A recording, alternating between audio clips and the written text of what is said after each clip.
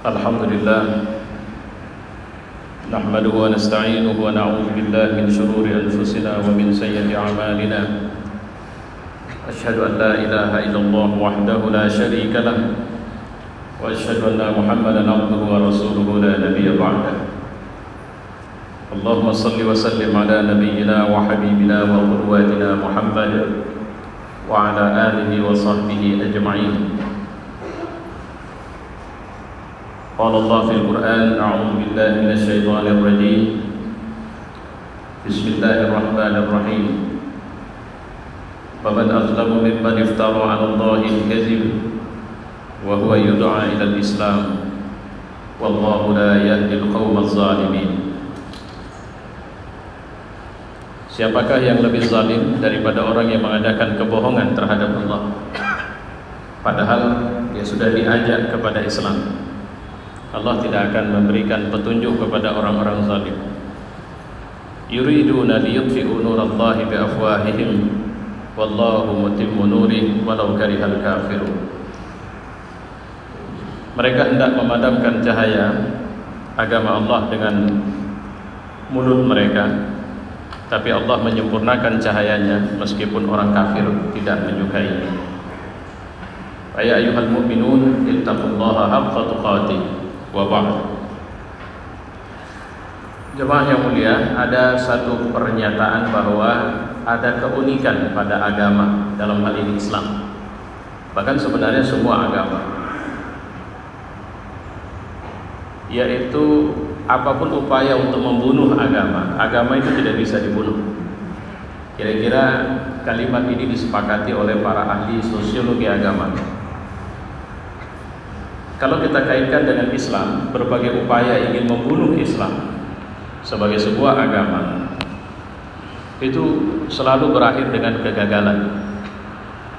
Padahal kalau bicara manusianya, bicara peranatanya, bicara pendukung sarana prasarananya, itu selalunya berbeda.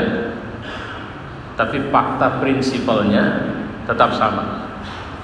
Mencoba menghilangkan agama dari manusia adalah sesuatu yang tidak mungkin, impossible. Dan ini sekaligus terjemahan dari surat Rum, di mana Allah mengatakan fitratallah allati fatara an-nasa 'alaiha. Ini adalah patron, pola, fitrah yang langsung Allah yang sudah mempolanya, membangunkannya pada manusia. Di abad modern kita bisa melihat misalnya upaya Uni Soviet membunuh agama Islam dalam hal ini. Tidak kurang dari 70 tahun lamanya. Bahkan tahun 80-an kalau saya tidak hilaf, di Indonesia ini pernah ada seorang doktor dari salah satu negara bagian Uni Soviet itu datang ke Indonesia, perempuan yang dia menyatakan dia muslimah, tapi dia tidak tahu tentang Islam. Waktu itu ada sebuah acara di Indonesia, bahkan dia tidak mengerti banyak tentang Islam. Kalau diambil, saya masih ingat sampai sekarang namanya itu ada Fatimah, tapi ada Novnya di belakang. Apa yang terjadi pasca perestroika dan glasnost-nya Mikhail atau Mikhail Gorbachev?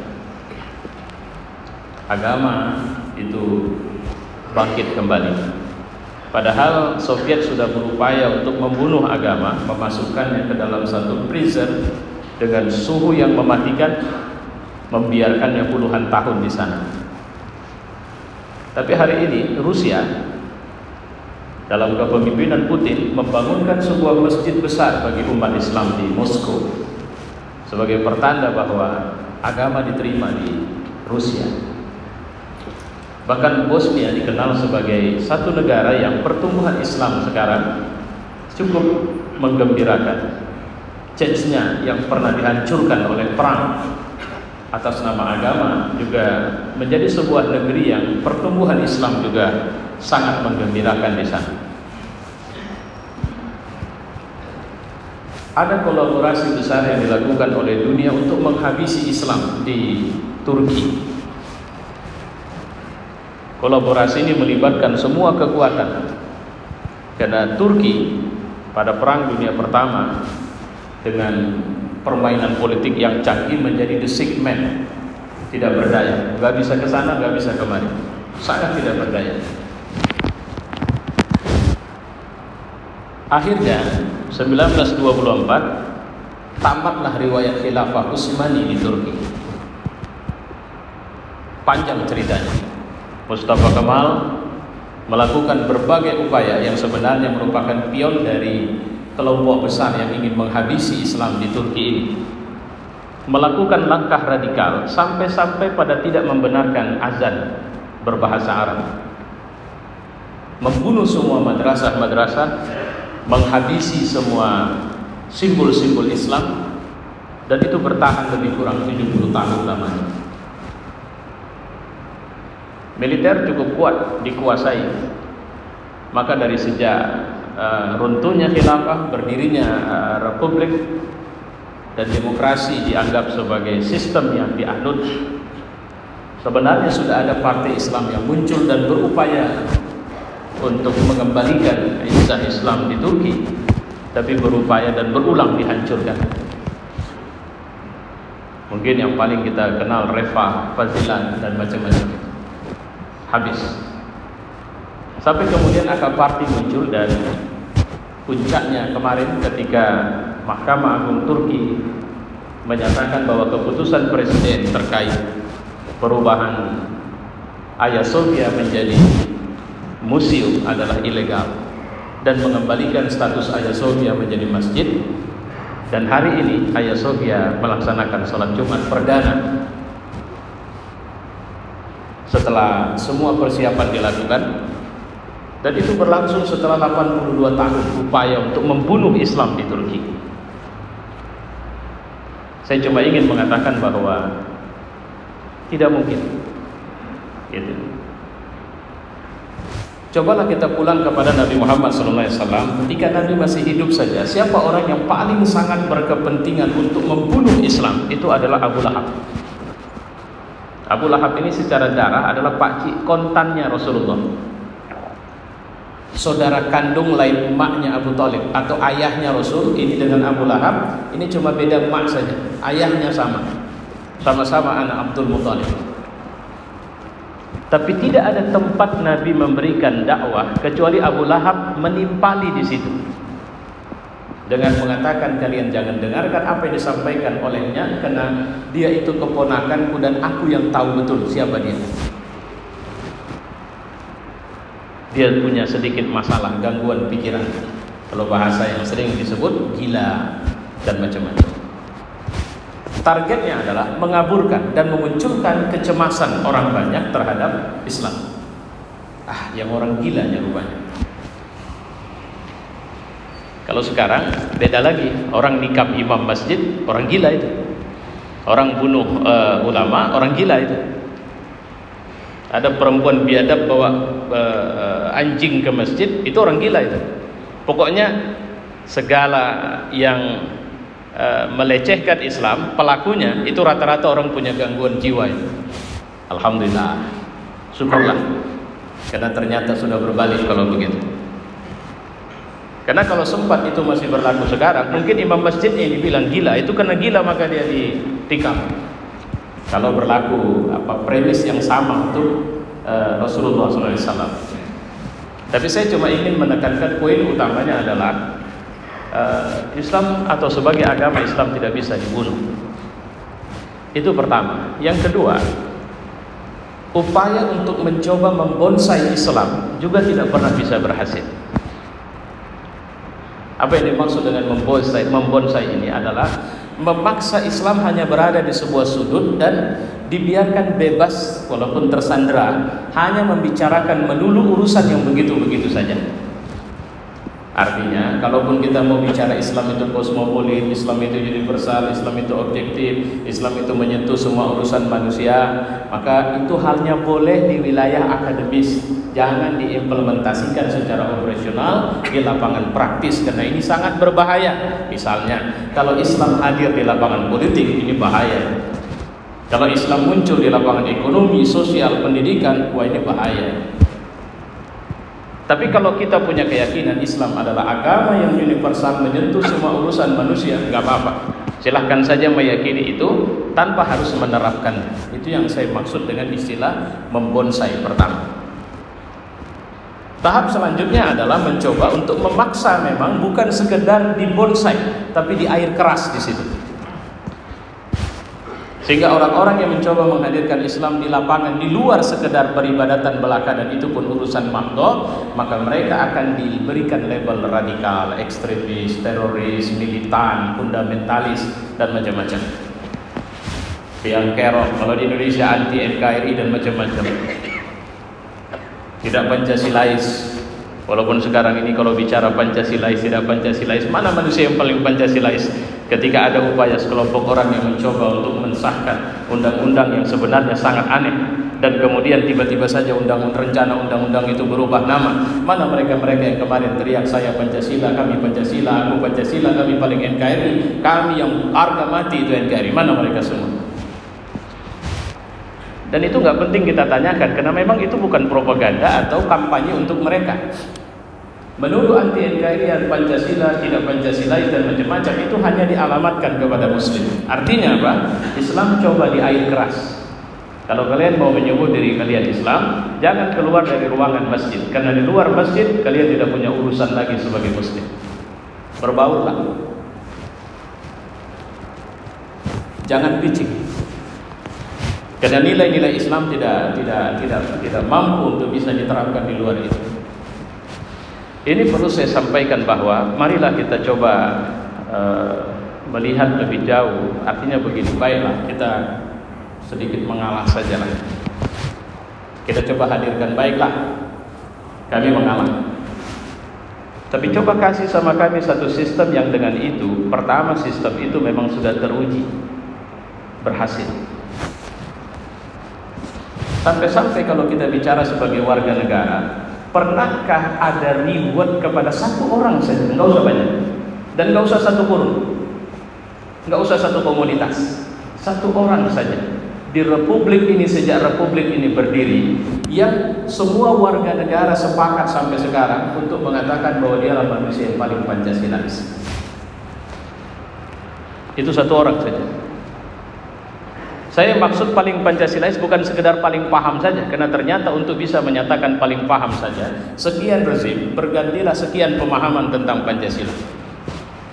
Di rezim Orde Lama, Pancasila itu bisa disandingkan dengan komunisme, sehingga Soekarno melakukan terobosan untuk membuat ideologi baru selain Pancasila, yaitu Nasakom, walaupun berakhir dengan kegagalan politiknya dan dia ditumpangkan sebagai presiden.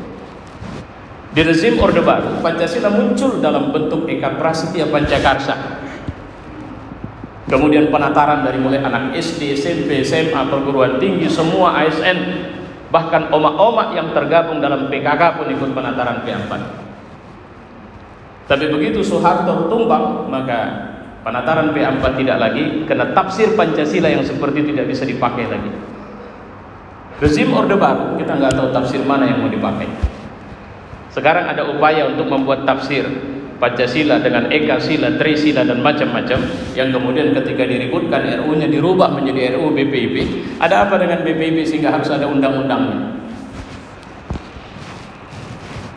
Tapi sudahlah, itu urusan yang sana. Cuma kalau kita mau ikut bicara, mereka tidak akan mau, dan mereka tidak akan kasih izin kepada umat Islam untuk pergi keluar wilayah masjid. Karena jika kalian ingin menjemput surga, ambil dari masjid, jangan dari pasar. Karena kalian tidak punya hak untuk merebut surga dari sini. Bahkan tidak ada surga di sini. Apa kita terima ini?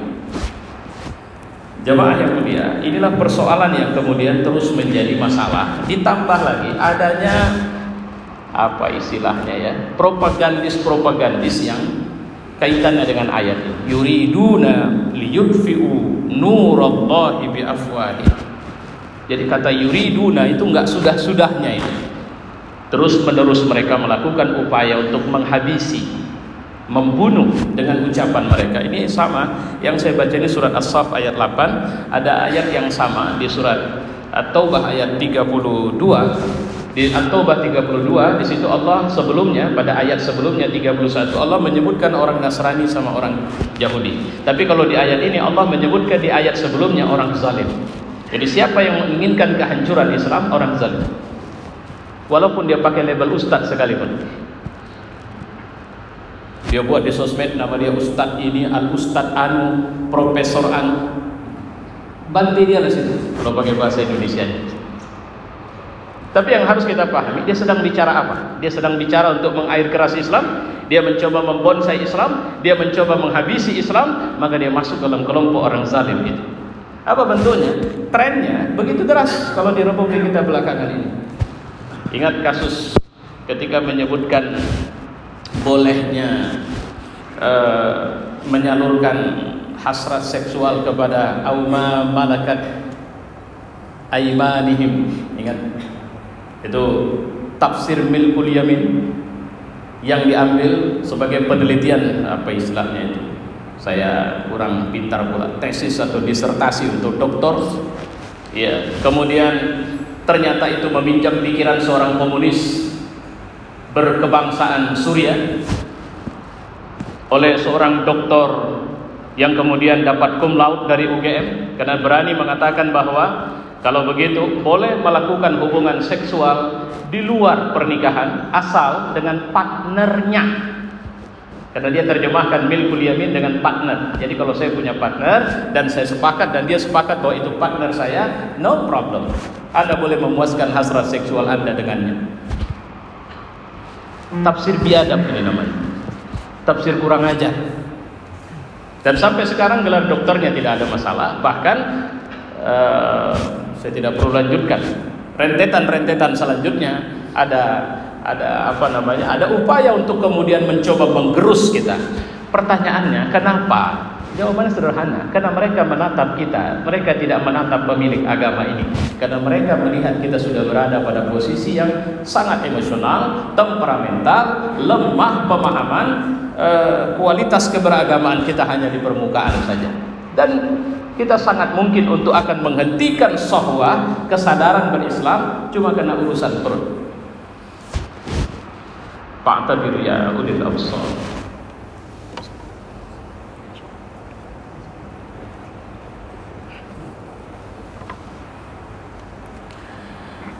Alhamdulillah. Nushalli wa sallim ala nabiyyina wa habibina wa qudwatina Muhammad wa ala alihi wa sahbihi ajma'in.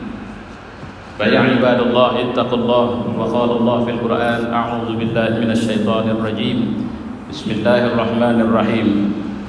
Walladzi arsala rasulahu bil huda wa dinil haqq liyudhhirahu 'alad dini kullih walau karihal musyrikun. Dialah Allah yang mengutus rasulnya dengan membawa petunjuk dan agama yang benar untuk memenangkannya di atas segala agama meskipun orang musyrik membencinya. Shadaqallah wa shadaqa rasuluhu wa ba'd. Apa yang mereka benci dari Islam? Dan itulah yang kemudian cenderung rada berhasil untuk membuat kita sering tidak berdaya. Karena kalau kita mau buat report Islam pada awal abad ke-21 atau bahkan sepanjang abad ke-20 kemarin, itu problem umat Islam muter-muternya di situ. Kalau nggak miskin, bodoh. Udah miskin, bodoh, suka bertengkar lagi. Muter-muter di situ. Tapi kaya. Negeri Muslim rata-rata negeri kaya. Kalau sudah mereka memahami agama dengan baik, dibuatlah mereka senang bertengkar. Tujuannya apa? Agar umat Islam, kalau pakai bahasa Pak Karno kita pinjam, walaupun ini diambil ya, ini kalimat beliau ini, bahwa supaya kita tidak ketemu dengan apinya Islam. Kira-kira begitu. Supaya nggak dapat. Paling kita dapat asap, debu, ya, arangnya Islam sajalah. Apa yang mereka ingin habisi dari kita? Akidah. Keyakinan secara prinsip kosmopolit, universal, bahwa agama ini bisa, mungkin, bahkan bisa dikatakan pasti bisa hadir dan membuat kita sukses di semua lini kehidupan kita dan tidak berseberangan dengan nilai-nilai kemanusiaan dimanapun. Itu yang harus kita perhatikan pertama. Dan mereka ingin habisin itu. Mereka tuduh kita anti kemerdekaan para perempuan. Mereka tuduh kita anti HAM. Mereka tuduh Islam adalah agama yang sadis, karena hukum-hukum terkait adalah hukum-hukum yang istilahnya barbar. Ada potong tangan, ada cambuk, ada kisos dalam bentuk pembunuhan. Jadi seorang bisa sampai pada hukum pancung, hukum mati. Mereka mencoba, tapi yang mereka lakukan untuk melakukan tuduhan itu, mereka kasih dulu kita kacamata kuda. Apa yang saya maksud dengan istilah kacamata kuda? Supaya kita nggak bisa ngelihat yang lain, sehingga ketika tuduhan itu datang, kita tidak berdaya dan merasa lemah ketika serangan itu datang. Kenapa? Karena kita tidak punya opsi-opsi jawaban. Apa yang mereka lakukan untuk menghabisi ini adalah menjauhkan kita dan generasi milenial hari ini dengan anak-anak kita. Masa pandemi COVID ini saya punya waktu banyak dengan anak-anak, khususnya 7 orang anak laki-laki saya. Dan saya sering punya waktu untuk sering diskusi, memberi tausiah kepada mereka. Satu hari ada pertanyaan saya tanya sama mereka, satu-satu itu, dari yang kuliah sampai yang masih SD. Siapa yang kau idolakan sebagai tokoh dari pejuang Islam? Mereka punya jawaban variatif. Satu anak saya menjawab, itu yang Buya ceritakan kemarin. Saya menjawab, kalau begitu dia bukan tokoh idolamu, nak. Karena saya kemarin baru menceritakan tentang Tolhah bin Ubaidillah kepada mereka. Dia mengatakan dia mengidolakan. Saya bilang tidak. Jika kau mengidolakannya, kau akan mencoba menghadirkan dirimu seperti dia. Dan kau kenal namanya, kau tahu siapa dia, kapan dia masuk Islam, dan seperti apa kematiannya. Kau cuma baru sedang terpesona olehnya. Itu bagi saya yang punya waktu. Selama pandemi ini, apakah kita punya waktu dengan anak-anak kita? Coba kenalkan, ada 10 sahabat yang dijamin masuk surga. Coba tanya sama mereka. Nggak usah cerita 10, ceritakan saja 5 orang. Dan tidak usah cerita 5, sebutkan saja namanya yang 5 orang itu. Saya khawatir anak-anak kita tidak berdaya untuk menjawab. Tapi sudah pada level berapa game yang kau tekuni selama masa pandemi ini, dia mungkin akan tersenyum. Itu yang mereka lakukan. Kedua, setelah tadi mencoba menjauhkan kita dari keyakinan yang benar terhadap akidah ini, mereka tidak pernah setuju, tidak pernah suka kalau kita punya baju yang sama. Dan mereka ingin memaksa, kalau Anda harus pakai baju partai saja, Anda harus pakai baju madhab saja, Anda harus pakai baju ormas dakwah Anda saja, dan Anda harus melihat Islam dari sana. Sehingga kalau ada Islam yang di luar Anda, mereka belum tentu benar, atau setidaknya mereka tidak lebih benar dari Anda. Ini doktrin yang ditanamkan, asobiyah ini. Sehingga ini akan membuat kita sangat sulit bisa bersaudara dan bersatu. Dan kita sering dicerai-beraikan oleh kepentingan-kepentingan yang berbeda terus-menerus. Tidak sulit bagi mereka untuk menghancurkan kita, sementara kita sedang sama-sama mengaji. Di sana orang mengaji, di sana orang mengaji, tapi yang di sini akan menuduh yang di sana, yang di sana akan menuduh yang di sini. Satu hari saya secara live melihat satu pengajian. Begitu saya lihat itu pengajian, pimpinan pengajiannya saya WA dengan mengatakan, tolong jangan bahas kajian yang seperti ini lagi. Kenapa? Silahkan menceritakan kelebihanmu, tapi jangan jelekkan saudaramu. Karena itu adalah upaya yang akan tetap membiarkan kita tidak akan pernah satu saf yang sama, dan saf kita tidak akan lurus dan rapat. Itu masih berdiri di saf saja, belum lagi menentukan siapa imamnya nanti. Karena kalau sudah lagi imam di bidang ekonomi, potensi konfliknya tidak banyak. Tapi kalau sudah imam di bidang politik, orang akan bertanya, siapa dia, kenapa dia, kok bisa dia, apa tidak ada yang lain? Ini sama dengan celotehnya orang-orang Arab Quraisy ketika mereka menolak Nabi Muhammad SAW. Apa hebatnya dia, kenapa harus dia, apa tidak ada yang lain? Orang-orang mukmin, orang-orang bertakwa, merekalah orang-orang yang tidak akan mungkin bisa ditembus oleh upaya ingin menghancurkan ini. Itulah yang dikirim oleh Abu Umar ketika Fathu Mesir. Jadi ketika Amr bin As minta 4.000 pasukan, Umar mengirim 4 orang saja. Apa kata Umar? Aku mengirimkan 1 orang yang kekuatannya sama dengan 1.000 orang. Wa'lamu anna Allah qala fil Qur'an inna Allaha wa malaikatahu yusholluna 'alan nabi ya ayyuhalladzina amanu shallu 'alaihi wa sallimu taslima. Allahumma shalli wa sallim ala Muhammad wa ala ali Muhammad kama shallaita 'ala Ibrahim wa 'ala ali Ibrahim wa barik 'ala Muhammad wa 'ala ali Muhammad kama barakta 'ala Ibrahim wa 'ala ali Ibrahim fil 'alamin innaka Hamidum Majid. اللهم اغفر للمؤمنين والمؤمنات والمسلمين والمسلمات الأحياء منهم والأموات.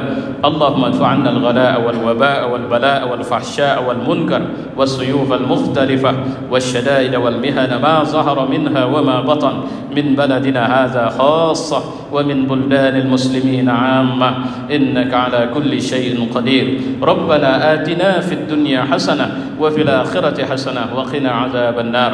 عباد الله إن الله يأمر بالعدل والإحسان وإيتاء ذي القربى وينهى عن الفحشاء والمنكر والبغي يعظكم لعلكم تذكرون فاذكروا الله العظيم يذكركم واشكروه على نعمه يزدكم ولذكر الله أكبر.